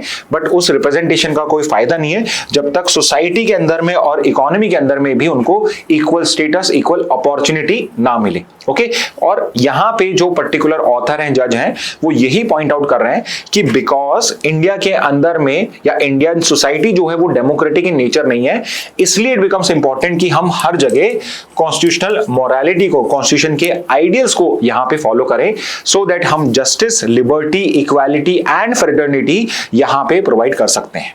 ठीक है, तो ये हिस्टोरिकल बैकग्राउंड इन्होंने बताया है। उसके बाद he has basically given us what is the relationship between law and morality. Okay, तो इन्होंने हिस्ट्री का एग्जांपल दिया है कि हमारे जो लेजेंड्स हैं, हमारी जो हिस्ट्री है, उसमें एक टर्म होता है धर्म करके। धर्मा या धर्म जो है आपका, धर्म जो शब्द होता है जो आपके एंशिएंट इंडिया में यूज किया जाता था, it was not neither just law, it was neither just your nor your just your ethics या मोरालिटी। ठीक है, तो आपका जो धर्म, जो पर्टिकुलर हमारा कंसेप्ट है, ये एक कॉम्बिनेशन है of the ideas of law and morality, which is basically कि yes there would be a law, but at the same time complete justice करने के लिए वहां पे जो आपका पर्टिकुलर किंग है वो मॉरल आइडियल्स को भी यहां पे यूज करेगा। फॉर एग्जांपल ऐसे समझिए कि अगर किसी ने चोरी करी है तो कानून ये कहता है कि चोर को यहां पे प्रॉपर सजा मिलनी चाहिए, और उस टाइम में तो हाथ के बदले हाथ का कानून था।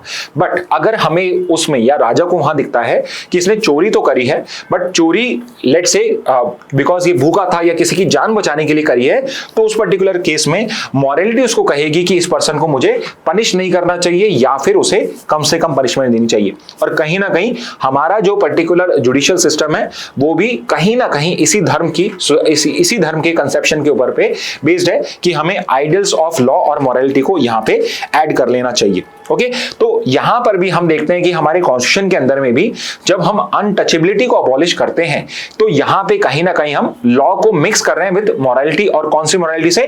कॉन्स्टिट्यूशनल मॉरलिटी से। क्योंकि इंडिया के अंदर में अनइक्वल यहां पे कुछ अनइक्वल पर्टिकुलर प्रैक्टिसेस हैं, यहां पे कुछ डिस्क्रिमिनेटरी प्रैक्टिसेस हैं, तो उन प्रैक्टिसेस को रिमूव करने के लिए हम क्या कर रहे हैं, लॉ के अंदर में ही जो सोसाइटल हमारे इल्स हैं लाइक अनटचेबिलिटी, उनको अबॉलिश कर रहे हैं, उनको हम पनिशेबल बना रहे हैं। तो यहां पे ये एक रिलेशन बन जाता है आपका लॉ एंड मोरालिटी के अंदर में। Next is he has also differentiated between constitutional morality versus public morality। तो शुरू में मैंने आपको बताया था कि मॉरल्स जो होते हैं वो इंडिविजुअलिस्टिक होते हैं और आज के टाइम में सोसाइटल भी होते हैं, but at the same time जो ऑथर हैं आपके, जो जज हैं, वो कह रहे हैं कि जब भी हम इंडिया में कोई भी पब्लिक डीलिंग करें तो हमें कॉन्स्टिट्यूशनल मोरालिटी और पब्लिक मोरालिटी में डिफरेंशिएट करना चाहिए। और अगर मैं इसको कंक्लूड करूं तो अगर इन दोनों में कंफ्लिक्ट है so it should B the constitutional morality which should be upheld. Okay, तो जैसे एक बहुत फेमस सबरीमाला का केस है, हम कई बार इसको डिस्कस करते हैं कि यहां पे आपके सुप्रीम कोर्ट ने बेसिकली कॉन्स्टिट्यूशनल मोरालिटी को अपहेल्ड किया एंड इट सेड कि अगर कोई डिस्क्रिमिनेटरी प्रैक्टिस है तो चाहे पब्लिक मोरालिटी कहती है कि वहां पे विमेन की एंट्री नहीं होनी चाहिए, बट कॉन्स्टिट्यूशनल मोरालिटी कहती है कि वहां पे विमेन की एंट्री होनी चाहिए, it is a discriminatory practice. And इसलिए यहां पे जब भी इन दोनों के बीच में कंफ्लिक्ट होगा, हम कॉन्स्टिट्यूशनल मोरालिटी को, जो हमारे आइडियल्स ऑफ कॉन्स्टिट्यूशन में आपका ग्राउंडेड है, उसको यहां पे बेसिकली करेंगे। And we should not go down to public sentiments. तो जो प्रेजुडिस है सोसाइटी के, जो पब्लिक सेंटिमेंट्स हैं, उनके सामने हमें सर नहीं झुकाना है। तो ये डिफरेंशिएशन करना जरूरी है। ठीक है, इसके बाद में ऑथर ने हमें कुछ पर्टिकुलर केस लॉज के बारे में बताया है कि कॉन्स्टिट्यूशनल मोरालिटी के कौन कौन से केस लॉज हैं जिन्होंने कॉन्स्टिट्यूशनल मोरालिटी को इंडिया में डेवलप करा है। तो एक जो केस है वो है Manoj Narula versus union of India. इसमें क्वेश्चन ये था सुप्रीम कोर्ट के सामने कि क्या यहाँ पे कुछ गाइडलाइंस होनी चाहिए, क्या सुप्रीम कोर्ट को गाइडलाइंस ले डाउन करनी चाहिए कि अगर किसी पर्सन के अगेंस्ट में क्रिमिनल चार्जेस हैं तो उसको आप मिनिस्टर नहीं बनाओगे। तो यहाँ पे जो आपके सीजीआई या सुप्रीम कोर्ट है, उन्होंने यहाँ पे ऑब्जर्व करा कि कॉन्स्टिट्यूशनल मोरालिटी ये यहाँ पे बेसिकली रिक्वायर करता है कि कोई भी पर्सन जो यहाँ पे क्रिमिनल चार्जेस फेस कर रहा हो उसको नहीं बनाना चाहिए। But at the same time हमारा ये जॉब जुडिशरी का नहीं है, ये कॉन्स्टिट्यूशनल मोरालिटी का जो ड्यूटी है, ये ड्यूटी होगा आपके प्राइम मिनिस्टर के ऊपर पे या हमारी एग्जीक्यूटिव के ऊपर पे कि वो किसी ऐसे पर्सन को जो क्रिमिनल चार्जेस फेस कर रहा है उसको अपॉइंट ना किया जाए मिनिस्टर को। तो यहां पे सुप्रीम कोर्ट ने बैलेंस करते हुए क्या कहा कि यस, कॉन्स्टिट्यूशन के अकॉर्डिंगली तो कहीं पर भी ये लिखा नहीं है कि अगर कोई क्रिमिनल चार्जेस फेस कर रहा है तो उसको आप मिनिस्टर नहीं बनाएंगे, बट कॉन्स्टिट्यूशनल मोरालिटी कहता है कि ये प्राइम मिनिस्टर की ड्यूटी है, ये एग्जीक्यूटिव की ड्यूटी है कि किसी ऐसे पर्सन को वो ना बनाए। ठीक है। इसके अलावा जो केएस पुट्टुस्वामी है, जिसका एग्जांपल मैंने आपको शुरू में दिया था, उसके अंदर में भी कोर्ट ने ये कहा कि constitutional morality prevents the state from violating the rule of law और कोर्ट ऑर्डर्स, और यहां पे इंडिविजुअल एक्शन जो है, इंडिविजुअल राइट्स जो हैं, उनको एक श्योरिटी मिलती है कि उनको आपका स्टेट वायलेट ना करे। यानी कि राइट टू प्रिवेसी जो है उसको मैं डिराइव कर सकता हूं through the channels of constitutional morality. इसके अलावा SP Gupta versus union of India का एक केस है जो आपका फर्स्ट जजेस केस था, उसके अंदर में भी ये चीज ऑब्जर्व करी गई थी कि जो कन्वेंशंस होते हैं हमारे, जो बेसिकली लॉ में लिखे नहीं है बट लॉन्ग टर्म प्रैक्टिस की वजह से आपके लॉ की तरह ट्रीट करे जाते हैं, that also gets their validity और their legality through the principles of constitutional morality also. तो बेसिकली यहाँ पे कॉन्स्टिट्यूशनल मोरालिटी को हमें कोशिश ये करनी है कि ब्रीच ना हो। ओके और इसका कंटेम्परेरी रेलेवेंस क्या है? तो फाइनली ऑथर इसको कंक्लूड करते हैं स्टेटिंग कि कॉन्स्टिट्यूशनल मोरालिटी इसलिए इंपॉर्टेंट है बिकॉज जब भी कहीं डिस्क्रिशन होगा और यहां पे लॉ क्लियर नहीं होगा तो it is going to be the constitutional morality जो बेसिस बनना चाहिए किसी भी एक पब्लिक डिसीजन के लिए। तो इसलिए हमारा पर्टिकुलर कॉन्स्टिट्यूशनल मोरालिटी को कंटिन्यूअसली कल्टीवेट करना, इसको स्प्रेड करना बिकम्स इंपॉर्टेंट फॉर अस। और ये सिर्फ ड्यूटी आपके लॉ मेकर्स की नहीं है, सिर्फ गवर्नमेंट की नहीं है, ये ड्यूटी एक सिटीजन की भी है कि वो अपना पर्टिकुलर जो डे टू डे लाइफ है उसको एज पर कॉन्स्टिट्यूशन के आइडियल्स के अकॉर्डिंग ही यहां पे लिव करे या लर्न करे। ओके तो ये एक इंपॉर्टेंट, एक बहुत अच्छा आर्टिकल है and I would suggest you कि आप इस आर्टिकल को, अगर आपके हिंदू न्यूज़पेपर आता है तो इसको पढ़िए, अदरवाइज मैंने आपको यहां पे इसको समराइज करके एक इसका जो पर्टिकुलर बेसिक अंडरस्टैंडिंग है वो प्रोवाइड किया है। नेक्स्ट पे आते हैं तो एक और आपका आर्टिकल आया है हिंदू के एडिटोरियल पेज पे ये कि यहाँ पे जो आपका एक पर्टिकुलर स्टडी करी है उन्होंने, एक पर्टिकुलर डेटा का यहाँ पे एक्सट्रैक्शन करा है, उसके according it is found out कि भाई जो एक्सट्रेडिशन करे जा रहे हैं इंडिया में, जो भी एक्सट्रेडिशन की रिक्वेस्ट करा जाए, मेजरली जो एक्सट्रेडिशन रिक्वेस्ट है it is for economic offenders and they are the one जिनको यूजुअली दूसरी कंट्री भी इजिली डिपोर्ट कर देता है।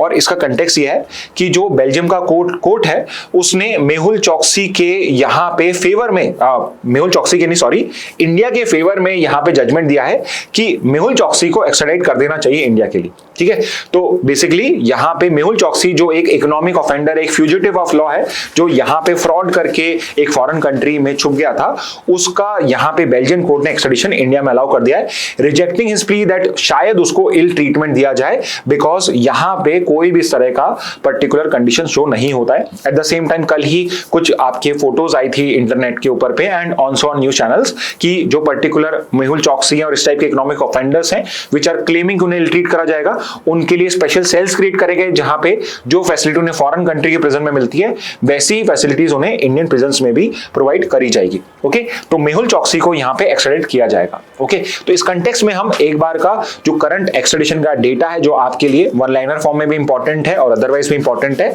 और एक्स्ट्राडिशन क्या होता है, उसकी कंडीशंस क्या है, उनको भी हम कर लेते हैं। ओके तो यहां पे इंडिया ने टोटल 48 एक्स्ट्राडिशन ट्रीटीज और 12 एक्स्ट्राडिशन अरेंजमेंट डिफरेंट कंट्रीज के साथ करे हुए हैं, यानी करीब 60 कंट्रीज के साथ में हमारा किसी ना किसी तरह का एक अरेंजमेंट है फॉर एक्स्ट्राडिशन। ओके और यहां पे जो डेटा है वो 2002 से 25 का यानी 23 इयर्स का डेटा कंपाइल करके हमें मिला है। तो 35% जो एक्स्ट्राडाइटेड इंडिविजुअल्स हैं they are accused of economic offences, यानी कि सबसे ज्यादा जो एक्स्ट्रेडिशन हुआ है वो उन लोगों का हुआ है जो आपके इकोनॉमिक ऑफेंसेस में। सेकंड कैटेगरी में 27.5% जिनको एक्स्ट्रेडिट किया गया है वो आपके टेरर रिलेटेड ऑफेंसेस के अंदर में यहां पे है। ठीक है, तो आपको दो चीजें पता होनी चाहिए, फर्स्ट और सेकंड ही, सबसे ज्यादा एक्सट्रेडिशन किस पर्टिकुलर कैटेगरी में हुआ है, तो इकोनॉमिक ऑफेंस के लिए, सेकंड किस में हुआ है, टेररिज्म के अंदर में हुआ है। और एक और इंपॉर्टेंट चीज कि सबसे ज्यादा एक्सट्रेडिशन कहां से हुआ है, तो फर्स्ट पे तो है यूएई और सेकंड पे है यूएस, दोनों से मिला के 46% ऑफ ऑल एक्सट्रेडिशन जो है आपके वो यूएई और यूएसए से ही करे हैं। तो यूजुअली कोई दुबई भाग जाता है या यूएस भाग जाता है, तो सबसे ज्यादा एक्सट्रेडिशन जो हमारे हुए हैं वो 46% वहां पे हुए। अगेन अगर आपके पास न्यूज़पेपर आता है तो ये जो चार्ट्स हैं, ये चार्ट का ही इंफॉर्मेशन मैंने आपको कंपाइल करके यहां पे प्रोवाइड करा है। अगर एक्सट्रेडिशन के लीगल फ्रेमवर्क की बात करी जाए तो इंडिया में एक लॉ है एक्सट्रेडिशन एक्ट ऑफ 1962, जिसके अंदर में सारे एक्सट्रेडिशन कराए जाते हैं। मिनिस्ट्री ऑफ एक्सटर्नल अफेयर्स है जो एक्सट्रेडिशन को डील करती है, कंफ्यूज मत हो जाना, होम अफेयर्स मत टिक कर जाना अगर क्वेश्चन आए तो, it is ministry of external affairs. Okay, and what exactly is extradition, कि अगर कोई पर्सन है जिसने कोई लॉ ब्रेक करा है और लेट्स से इंडिया में लॉ ब्रेक करा है और वो किसी फॉरेन कंट्री में चला गया है, तो यहाँ पे इंडियन जो गवर्नमेंट है वो फॉरेन कंट्री को रिक्वेस्ट करती है कि इस पर्सन को वापस से डिपोर्ट बैक किया जाए टू इंडिया, सो दैट ये जुडिशियल सिस्टम के अंदर में जस्टिस को फेस कर सके। उस पर्पस के लिए एक्सट्रेडिशन होता है यहाँ पे। ठीक है, कंडीशंस क्या होती हैं एक्सट्रेडिशन की, तो ये हम कई बार कर चुके हैं। एक एक्सट्रेडिशन रिक्वेस्ट तभी आपकी एक्सेप्ट होती है जहां पे वो एक्ट जो है वो एक क्राइम हो दोनों कंट्रीज के अंदर में। तो अगर मुझे यूएस से किसी को एक्सट्रेडिट कराना है, so it should be a crime in US as well as India. तो अगर इंडिया में क्राइम है और यूएस के अंदर में नहीं है, एग्जांपल के लिए let's say there is someone who is let's say 17 years old and he is guilty of under age drinking, तो it's a crime in India, but let's say US के अंदर में जो मिनिमम ड्रिंकिंग एज है वो 16 है, so it's not a crime in USA. तो ऐसे पर्सन को मुझे एक्सट्रेडिट करना होगा तो मैं नहीं कर पाऊंगा, because principle of dual criminality वहां पे फॉलो नहीं होगा। दूसरा है वो जो ऑफेंस है वो एक्स्ट्राडिटेबल ऑफेंस होना चाहिए, विच इज कि जो ट्रीटी होती है, अरेंजमेंट होता है, उसमें लिखा होता है कौन कौन से ऑफेंसेस हैं जिसमें हम एक्स्ट्राडिट करेंगे, कौन कौन से ऑफेंसेस हैं जिनमें एक्स्ट्राडिशन अलाउड नहीं है, तो वो ऑफेंस एक्स्ट्राडिटेबल ऑफेंसेस की कैटेगरी में आना चाहिए। Third is there should be prima facie evidence linking the accused to the offence. Accuse को ऑफेंस से लिंक करने के लिए वहां पे हमारे पास में प्राइमा फेसाई एविडेंस होना चाहिए। और फोर्थ इज कि यहां पे एक फेयर ट्रायल और ह्यूमन ट्रीटमेंट का एश्योरेंस होना चाहिए by the requesting country. So for example अगर हम किसी को एक्स्ट्राडिट कराना चाहते हैं from UAE, USA, Portugal, France, कहीं से भी, तो वहां पे जो requesting country it has to give a assurance कि हम ह्यूमन ट्रीटमेंट करेंगे, कोई टॉर्चरिंग नहीं करा जाएगा और एक फेयर ट्रायल इसको प्रोवाइड करा जाएगा। इसके अलावा कौन कौन से ग्राउंड्स हैं specifically in the case of India, India की ही केस पढ़ रहे हैं हम, जहां पे एक्सट्रेडिशन की रिक्वेस्ट को रिजेक्ट किया जा सकता है। तो सबसे कॉमन है कि अगर कोई आपका पॉलिटिकल ऑफेंस है या कोई पॉलिटिकल पर्सन है और यहां पे उसका पॉलिटिकल टॉर्चर किया जा सकता है या उसको पॉलिटिकली परेशान किया जा सकता है, तो उस पर्टिकुलर केस के अंदर में आपका एक्सट्रेडिशन का रिक्वेस्ट रिजेक्ट किया जा सकता है। तो पॉलिटिकल ऑफेंस के लिए यूजुअली आपका जो एक्सट्रेडिशन है वो नहीं किया जाता है। जैसे शेख हसीना अभी इंडिया के अंदर में एक्स्ट्राडाइट इंडिया के अंदर में असाइलम पे है एक तरीके से, और बांग्लादेश ने उनका एक्सट्रेडिशन रिक्वेस्ट करा है, बट इंडिया ने because it's a category of political offence इसके लिए मना कर दिया है। Second is risk of persecution, कि अगर एग्जांपल के लिए अगेंस्ट शेख हसीना को अगर हम एक्स्ट्राडाइट करते हैं तो वहां उनको परसिक्यूट किया जा सकता है, उनको वहां पे टॉर्चर किया जा सकता है या उनके रेस, रिलीजन, नेशनलिटी या पॉलिटिकल ओपिनियन की वजह से परसिक्यूशन किया जा सकता है, तो इस बेसिस पे भी हम रिजेक्ट कर सकते हैं। और थर्ड इज कि ह्यूमन राइट कंसर्न भी हो सकता है हमारा, कि ह्यूमन राइट कंसर्न है कि भाई शायद ह्यूमन राइट ब्रीच हो जाए, इसलिए भी हम रिजेक्ट कर सकते हैं। Fourth is pending proceeding in the requested state, जिस कंट्री के अंदर में वो है, हो सकता है वहां पर भी उनके अगेंस्ट में कोई केस चल रहा हो, तो उस केस के अंदर में भी आपका वो पर्टिकुलर रिक्वेस्ट रिजेक्ट किया जा सकता है। नेशनलिटी क्लॉज है, इंडिया के अंदर में नहीं होता है, बट कुछ कंट्री के केसेस में, ये इंडिया में नहीं है, जैसे फ्रांस और जर्मनी है, उनका खुद का नेशनल है और उसने लेट्स से इंडिया में क्राइम करा है, तो उसका एक्सट्रेडिशन नहीं करते हैं वो लोग।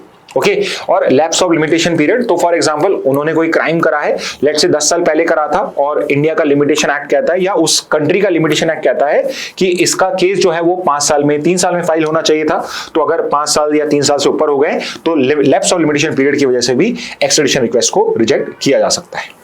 ओके, तो ये था आपका रिगार्डिंग एक्सट्रेडिशन। नेक्स्ट न्यूज पे आ जाते हैं। PKK to withdraw from Turkey as part of disarmament.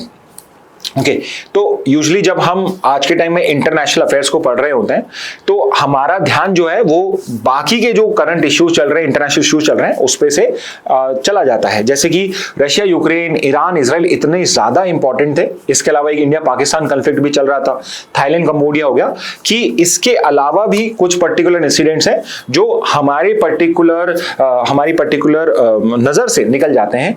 तो उन पर्टिकुलर टॉपिक को भी हमें कवर करना जरूरी होता है, because this is also an important international affairs का टॉपिक। तो एग्जामिनर अगर थोड़ा सा एक्साइटेड हो तो वो हो सकता है थोड़ा सा लेसर लोन या lesser important as compare to other जो इंसिडेंट्स हुए हैं उस टाइप का क्वेश्चन पूछ ले। तो यहां पे the news is regarding the Kurdish movement and the PKK's डिसआर्मामेंट।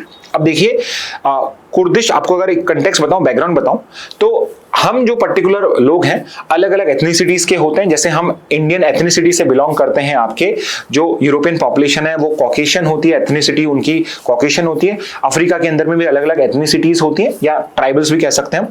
तो ऐसे ही एक पर्टिकुलर आपकी एथनिसिटी है जो है कुर्दिश पॉपुलेशन। ओके, अब इंटरेस्टिंगली कुर्दिश पॉपुलेशन इतनी मतलब ज्यादा है कि वो अपने आप में कंट्री हो सकती है, but the issue with Kurdish population is कि वो एक पर्टिकुलर कंट्री के अंदर में आपका एक कंसंट्रेटेड नहीं है।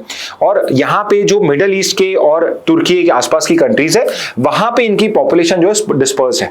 जैसे कि एग्जांपल के लिए अगर आप ये मैप देखोगे तो जो कुर्दिश पॉपुलेशन है वो टर्की के अंदर में भी है, सीरिया के अंदर में भी है, इराक के अंदर में भी है, ईरान के अंदर में भी है, आर्मेनिया के अंदर में भी है। ओके, बट मेजॉरिटी पॉपुलेशन ज्यादा कहां पे है? ये तुर्की के अंदर में है। ओके, तो यहां पे अगर आपको ये मैप दिख रहा हो तो ये सीरिया है, यहां पे ये इराक है, ये आर्मेनिया है और यहां पे आपका ये ईरान हो जाएगा। ओके, तो इन सब कंट्रीज के अंदर में कुर्दिश पॉपुलेशन रहती है।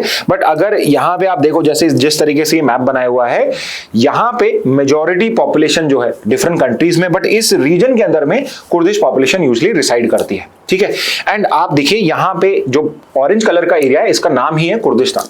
तो जो कुर्दिश पॉपुलेशन है, बिकॉज एथनिकली उनका अलग अलग कंट्री में परसिक्यूशन होता है, so there has been a long standing demand of theirs कि उनकी भी एक अलग कंट्री क्रिएट कर देनी चाहिए कुर्दिस्तान।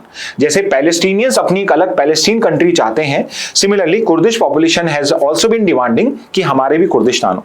और जो ये कुर्दिस्तान का जो पर्टिकुलर डिमांड है ये सबसे ज्यादा प्रोमिनेंटली रेज करा गया तुर्की के अंदर में, बिकॉज कुर्दिश पॉपुलेशन जो सबसे ज्यादा है वो टर्की के अंदर में या तुर्की के अंदर में ही है। ओके, लेकिन यहां पे न्यूज ये आई है कि इसमें जो सबसे इंपॉर्टेंट ऑर्गेनाइजेशन है या I would say terrorist group है जिसका नाम है PKK, okay, Kurdish people's party. ये जो पर्टिकुलर कुर्दिस्तान वर्कर्स पार्टी, ये जो पीकेके है, it has withdrawn from Turkey as part of disarmament. तो ये पर्टिकुलर ग्रुप भी अब डिसआर्म कर रहा है, इसके जो लीडर्स हैं वो डिसआर्मामेंट की रिक्वेस्ट कर रहे हैं। एंड फाइनली जो पीकेके है अब अपने आर्म्स को बेसिकली नीचे रख रहा है और उसके बाद में वो अब पीस के रास्ते पे जा रहा है। Okay, so their demand for a separate Kurdistan it is basically ending and now what they want is basically autonomy, कि तुर्की के अंदर में या बाकी कंट्रीज के अंदर में they are demanding basically autonomy. Okay, तो कुर्स के बारे में क्या, Kurds are an ethnic group जो बेसिकली आपका तुर्की, इराक, सीरिया, ईरान और आर्मेनिया के अंदर में है। 25 से 30 मिलियन इनकी पॉपुलेशन है। यू कैन अंडरस्टैंड की how big are population it has and it is one of the largest stateless ethnic group. Stateless ethnic group का मतलब है एथनिक ग्रुप है बट इनका खुद का अलग कोई स्टेट नहीं है। ओके, तो ये पर्टिकुलर आपका रिगार्डिंग हो जाएगा कुर्दिश पॉपुलेशन का। ठीक है, अब ये कुर्दिस्तान वर्कर्स पार्टी क्या है? द पीकेके, पर्तिया करकेरेन कुर्दिस्तान है। तो कुर्दिश में ये पर्टिकुलर टर्म है, अदरवाइज को कुर्दिस्तान वर्कर्स पार्टी बोलते हैं। 78 में इसको फाउंड किया था अब्दुल्ला ओकालन ने।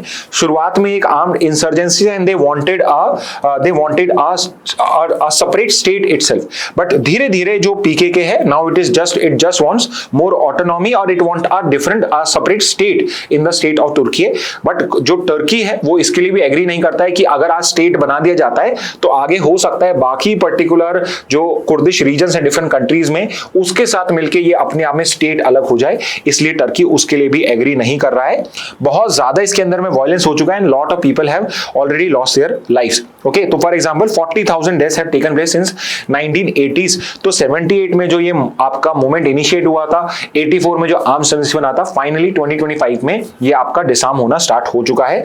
इंटरेस्टिंगली जो ये पीकेके है it has been designated as a terrorist organization by Turkey, European Union as well as the USA. Next पे आ जाते हैं, तो ये एक मोर और लेस वन लाइनर्स हैं आपके। तो यहाँ पे एक सैटेलाइट है, उसको आर्म फोर्सेस के लिए सैटेलाइट है जिसको हम लॉन्च करने वाले नेक्स्ट वीक के अंदर में। तो हम किस सैटेलाइट की बात कर रहे हैं, तो वो सैटेलाइट है CMS-03 जिसको अदरवाइज GSAT-7R भी कहा जाता है। तो नवंबर 2, 2025 को ये लॉन्च करा जाएगा आपका from Satish Dhawan space centre, और इसको लॉन्च करने के लिए यूज करा जा रहा है LVM-3 जो इसरो का सबसे पावरफुल रॉकेट है, सबसे ज्यादा पावर है इसमें, लॉन्च व्हीकल Mark 3 आपका। तो ये ही वो पर्टिकुलर रॉकेट है जिससे हमने चंद्रयान-3 लॉन्च करा था और उसके बाद में अब लॉन्च कर रहे हैं, बिकॉज जो ये CMS-03 सैटेलाइट है ये डिफेंस पर्पस के लिए यूज करा जाएगा और it is currently the heaviest satellite of ISRO. तो इसलिए भी ये न्यूज इंपॉर्टेंट क्यों है, CMS-03 या GSAT-7R सेम ही बात है, ये इसरो की सबसे हेवीएस्ट सैटेलाइट है। 4400 kg की ये पर्टिकुलर सैटेलाइट है जो आज तक की सबसे हेवीएस्ट कम्युनिकेशन सैटेलाइट है आपके इसरो की, जिसको जियो सिंक्रोनस ट्रांसफर ऑर्बिट के अंदर में पुट किया जाएगा। ओके ये जो GSAT-7R है, ये GSAT-7 आपका जो पर्टिकुलर प्रोग्राम है आपका कम्युनिकेशन सैटेलाइट का पूरा आपका जो कॉन्स्टेलेशन है उसका ये पर्टिकुलर पार्ट है। और ये जो पर्टिकुलर सैटेलाइट है GSAT-7R, this would be exclusively used for defence purposes, specifically for our maritime navigation, उसके लिए यूज करा जाएगा। इसके अलावा LVM-3 की इंफॉर्मेशन है। LVM-3 क्या है, रॉकेट है आपका ये, और ये इसरो का सबसे ज्यादा पावरफुल रॉकेट है। लास्ट जुलाई 23 में चंद्रयान-3 के लिए यूज किया गया था और अब सबसे हेवी कम्युनिकेशन सैटेलाइट के लॉन्च के लिए इसको अब यूज किया जाएगा। ओके नाउ इंडियन एक्सप्रेस की न्यूज भी हम देखने वाले हैं। तो अगेन ये भी मोर और लेस एक वन लाइनर है, बट थोड़ा सा कंसेप्ट भी मैं समझा रहा हूं। Which is going to be the first state जो आउटसाइड स्टेट के व्हीकल्स के लिए आपका ग्रीन सेस प्लान कर रहा है, so is going to be Uttarakhand. Possibly ये भी हो जाएगा। तो एक अगर आपके मन में डाउट है कि जो सेस होता है क्या सेस सिर्फ सेंटर लगा सकता है, तो इनकम टैक्स की बात करें तो सिर्फ आपका, या GST की बात करें तो उस पे तो सेस सिर्फ आपका सेंटर लगा सकता है। बट अगर कोई स्टेट लिस्ट का सब्जेक्ट है या कॉन्करेंट लिस्ट का सब्जेक्ट है, उसके ऊपर पे स्टेट भी सेस लगा सकता है, स्पेसिफिकली पॉल्यूशन कंट्रोल के लिए या आपके यहाँ पे ग्रीन इनिशिएटिव के लिए। तो उत्तराखंड गवर्नमेंट ने यहाँ पे ग्रीन सेस यहाँ पे आपका प्लान करा है for vehicles from outside the state. अगर कोई स्टेट के बाहर का व्हीकल स्टेट में एंटर करेगा तो उसको ग्रीन सेस यहाँ पे बेसिकली करना पड़ेगा। And the main purpose is कि यहाँ पे they want to combat rising air pollution. So because of so many tourist vehicle coming into Uttarakhand and other vehicles also from outside the state, इस वजह से दे हैव डिसाइडेड कि they are going to impose green cess and it is expected कि उससे 100 करोड़ का annual उन्हें revenue भी generate हो। However, at the same time, because इसका पर्पस एयर पॉल्यूशन को कंट्रोल करना है, अगर आपके पास में इलेक्ट्रॉनिक व्हीकल है, EV है, कोई हाइड्रोजन पावर्ड व्हीकल आप चला रहे हो या सोलर या बैटरी ऑपरेटेड व्हीकल है, उस आउटसाइड स्टेट व्हीकल के ऊपर पे ये पर्टिकुलर ग्रीन सेस नहीं लगाया जाएगा। ओके तो लीगल बेसिस क्या है ग्रीन सेस का, तो सेस एक स्पेसिफिक पर्पस के लिए लगाया जाता है, जैसे कि यहाँ पे एनवायरमेंट प्रोटेक्शन के लिए लगाया जा रहा है। तो लाइक आई टोल्ड यू कि स्टेट एनवायरमेंट रिलेटेड सेस जैसे कि रोड्स पे, एनवायरमेंट में, ट्रांसपोर्ट पे लगा सकता है। और जो ग्रीन सेस लगाया जाता है it is as per the constitution and also as per the law of environment protection act. तो एनवायरमेंट प्रोटेक्शन एक्ट और एयर पॉल्यूशन एक्ट जो है 81 का, उसके अंदर में इस टाइप का सेस लगाना अलाउड है। ओके और ये ऐसा पहला एग्जांपल नहीं है जहां पे सेस लगाया जा रहा है। 2015 में दिल्ली गवर्नमेंट ने कमर्शियल व्हीकल्स के ऊपर पे लगाया था, ठीक है। तो Uttarakhand is the first state जो irrespective of public private vehicle है या कमर्शियल व्हीकल है, उन सब व्हीकल्स पे जो आउटसाइड स्टेट है उस पे लगाएगा। दिल्ली जो है, डिफरेंशिएट समझिए, इसलिए मैंने वहां पे क्वेश्चन पूछा था वो अलग था। यहां पे बात क्या कर रहे हैं हम, पहली स्टेट जिसने कमर्शियल व्हीकल्स के एंट्री के ऊपर पे कोई सेस लगाया है तो वो हो जाएगा आपका दिल्ली, जिसने एनवायरमेंटल कंपनसेशन चार्ज 2015 में लगाया था और सुप्रीम कोर्ट ने इसको अपहेल्ड कर दिया था। इसके अलावा हिमाचल प्रदेश, गोवा एंड केरला और आल्सो अदर स्टेट जिन्होंने एनवायरमेंट के पर्पस के लिए अलग अलग टाइप के सेसेस लगाए फॉर अलग अलग रीजंस। ओके तो ये पर्टिकुलर हो जाएगा आपका ग्रीन सेस के एग्जांपल। फाइनली एक और वन लाइनर फॉर्म है आपका, बट इसमें भी बहुत सारी इंफॉर्मेशन है, तो ये बहुत सारे वन लाइनर्स आपके बनेंगे। एंड जो न्यूज हम कवर कर रहे हैं इट इज कि आपके जो एक फिजिसिस्ट रहे हैं, एस्ट्रोफिजिसिस्ट रहे हैं जयंत नार्लिकर, उनको इस बार का जो विज्ञान रत्न पुरस्कार है जो लाइफ टाइम अचीवमेंट के लिए मिलता है आपका, उनको पॉस्ट्यूमसली ये पर्टिकुलर अवार्ड यहाँ पे दिया जा रहा है। ओके तो आपकी गवर्नमेंट ने क्या करा है, जैसे हमारे पद्मा अवार्ड्स होते हैं, इसी तरह से साइंस की कैटेगरी के लिए, साइंस के लिए अलग से, साइंस को अलग इंपॉर्टेंस देते हुए राष्ट्रीय विज्ञान पुरस्कार यहाँ पे आपके स्टार्ट करे हैं। ओके अभी कुछ साल हुए इन पर्टिकुलर, 2 साल हुए इन पर्टिकुलर अवार्ड्स को अनाउंस करते हुए, और यहाँ पे पर्टिकुलर आपका राष्ट्रीय विज्ञान पुरस्कार जो है डिफरेंट कैटेगरीज में यहाँ पे दिया जाता है। जैसे कि इस बार ये जो अवार्ड दिया गया है ये 24 इंडिविजुअल्स को दिया गया और एक टीम को दिया गया। तो 3 तो पर्टिकुलर कैटेगरीज हैं जिसमें इंडिविजुअल्स को दिया जाता है और एक कैटेगरी है जहां पे ये टीम को अवार्ड दिया जाता है। तो पहले जो आपके हुए थे 2024 में हुए थे, तो नेशनल स्पेस डे जो था आपका 24 का, तो tell me in the comment box when do we celebrate our national space day. Okay, आज नहीं है, आज मत लिख देना, नेशनल स्पेस डे के दिन में पहली बार आपके अनाउंस करे गए थे यहाँ पे। ओके, तो यहाँ पे आपका राष्ट्रीय विज्ञान पुरस्कार 24 से इनिशिएट हुआ है और अब आपके 25 के ये सेकंड ईयर ही आपका यहाँ पे जो हुआ है। आपके राष्ट्रीय विज्ञान पुरस्कार कौन अनाउंस करता है, तो एक कमेटी बनाई गई है राष्ट्रीय विज्ञान पुरस्कार कमेटी, जिसको हेड करता है principal scientific adviser to government of India. तो एक और आप मुझे बताइए, who is the current principal scientific adviser, ये भी एक इंपॉर्टेंट पोस्ट होती है। तो is the current principal scientific adviser to government of India. तो जो कमेटी इनके ये हेड करते हैं राष्ट्रीय विज्ञान पुरस्कार कमेटी, वो यहाँ पे आपका सिलेक्ट करती है और इनको फिर सबमिट किया जाता है to ministry of science and tech. Basically department of science and tech होना चाहिए, minister of science and tech को डिपॉजिट किया जाता है, जो इसमें से बेसिकली फाइनलाइज करता है। ओके, तो यहाँ पे जो राष्ट्रीय विज्ञान पुरस्कार है, पहले कैटेगरीज देख लेते हैं। विज्ञान रत्न अवार्ड होता है, उसके नीचे विज्ञान श्री है, फिर एक अवार्ड होता है विज्ञान युवा शांति स्वरूप भटनागर अवार्ड, और एक होता है विज्ञान team award. Team award team को दिया जाता है। विज्ञान युवा शांति स्वरूप भटनागर अवार्ड, पहले शांति स्वरूप भटनागर अवार्ड दिया जाता था, अब उसका नाम हो गया है विज्ञान युवा शांति स्वरूप भटनागर, जो आपके एक यंग पर्टिकुलर साइंटिस्ट थे जिन्होंने जो इनोवेशंस करे, जिन्होंने जो कॉन्ट्रीब्यूशन करा साइंस के लिए, इसलिए उनके नाम पर यह पर्टिकुलर अवार्ड दिया जाता है। और ये सिर्फ उन लोगों को दिया जाता है जिनकी एज बिलो 45 ईयर्स है। तो किसी यंग साइंटिस्ट ने जिसकी एज 45 से कम है, उन्होंने कोई बहुत इंपॉर्टेंट कंट्रीब्यूशन किया है, तो उनको विज्ञान युवा शांति स्वरूप भटनागर अवार्ड दिया जाता है। उसके बाद जो डिस्टिंग्विश्ड पर्सनालिटी है साइंस के अंदर में, उनको विज्ञान श्री दिया जाता है। और सबसे हाईएस्ट अवार्ड जो है विज्ञान रत्न पुरस्कार का, वो है विज्ञान रत्न अवार्ड, जो लाइफ टाइम अचीवमेंट्स के लिए दिया जाता है for their contribution to science and take.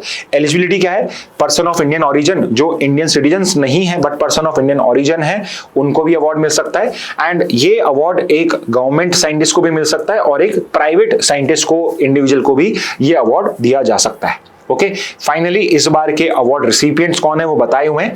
Again if you would see here, विज्ञान श्री अवार्ड 8 को दिया गया, युवा अवार्ड 14 को दिया गया है। तो आई डाउटेड कि ये आपसे पूछे जाएंगे, तो नंबर याद कर लेना। बट विज्ञान रत्न अवार्ड जो लाइफ टाइम अचीवमेंट के लिए दिया गया है, दैट इज इंपॉर्टेंट, और ये मिला है डॉक्टर जयंत विष्णु नार्लिकर को, जो एमिनेंट एस्ट्रोफिजिस्ट थे।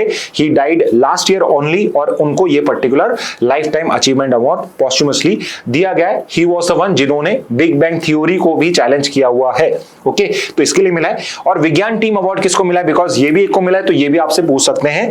तो ये मिला है CSIR के अरोमा मिशन को for its contribution to aromatic crop cultivation and livelihood improvement. Okay, तो ये 4 कैटेगरीज हैं, विज्ञान रत्न अवार्ड और विज्ञान टीम अवार्ड आपको अलग से वन लाइनर फॉर्म में याद करने हैं। ओके, तो स्टूडेंट्स ये थी आज की सारी news from Hindu and the Indian express. I think जितनी भी इंपॉर्टेंट न्यूज थी हमने आज अच्छे से कवर करी है।